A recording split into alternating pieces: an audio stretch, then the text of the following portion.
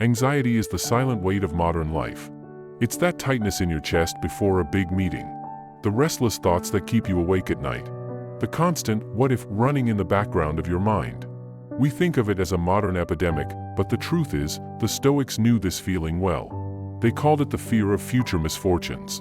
And they left us tools, not to erase anxiety, but to master it. Imagine waiting for medical results. Your mind races. What if it's bad news? What if I can't afford treatment? What if my life changes forever? Hours feel like days. Anxiety grips harder than reality itself. Now compare this to Marcus Aurelius, facing wars, betrayals, and plagues. Instead of being consumed by what might happen, he grounded himself with reason. He wrote, "Do not let your imagination be crushed by life as a whole. Do not try to picture everything bad that could happen. Stick with the situation at hand." In other words, don't drown in "what if." Handle "what is." Epictetus put it even more directly. When we are anxious, we are imagining things beyond our control as if they were within our power. Anxiety thrives on two illusions: the illusion that the future is knowable, and the illusion that the future is controllable. Break those illusions, and anxiety loses its grip. The Stoics taught that the future belongs to fate, but our choices belong to us. Happiness and peace come from focusing on the second, and releasing the first. So how do we practice this today? First, name your fear. Write it out. Anxiety grows in the dark, it shrinks in clarity. What feels like a huge shadow in your mind often looks smaller on paper. Second, separate what you can control from what you can't. If you're anxious about an exam, you can't control the questions, but you can control your study. If you're anxious about a job interview, you can't control the interviewer's mood, but you can prepare your answers and show up ready.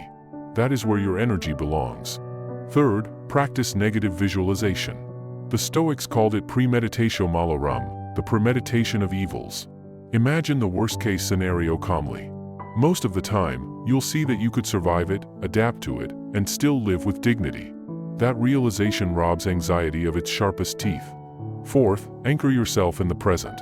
Anxiety lives in tomorrow. Peace lives in now. Marcus reminded himself daily to return to the task at hand. Confine yourself to the present. When you feel panic rising, ask, "What can I do right now, in this hour, in this moment?" That focus breaks the spiral. Fifth, use your breath. The Stoics practiced simplicity, and breathing is one of the simplest tools. Seneca wrote, "There is nothing the wise man does reluctantly." Slow, steady breaths remind the body that you are safe, pulling the mind back from imagined dangers. Sixth, expose yourself to small discomforts.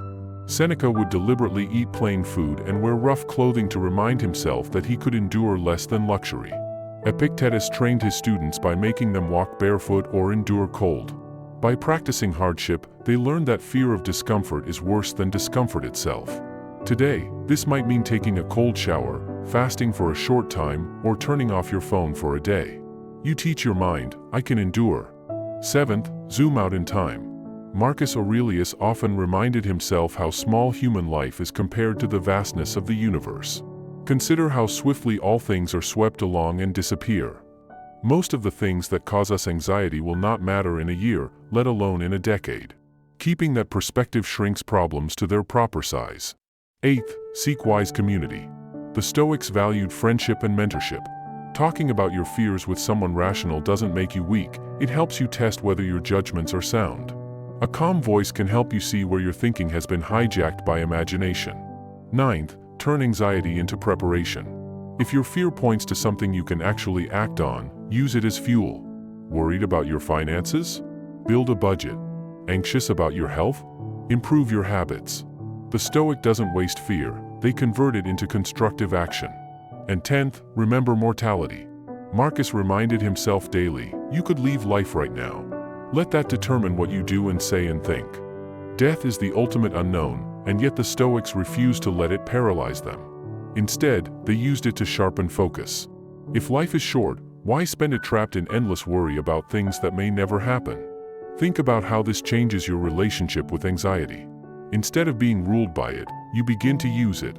Anxiety becomes a signal, a reminder of where you're clinging too tightly to control or where you're avoiding action. In this way, even anxiety can become part of your training. The Stoics never promised a life free of fear.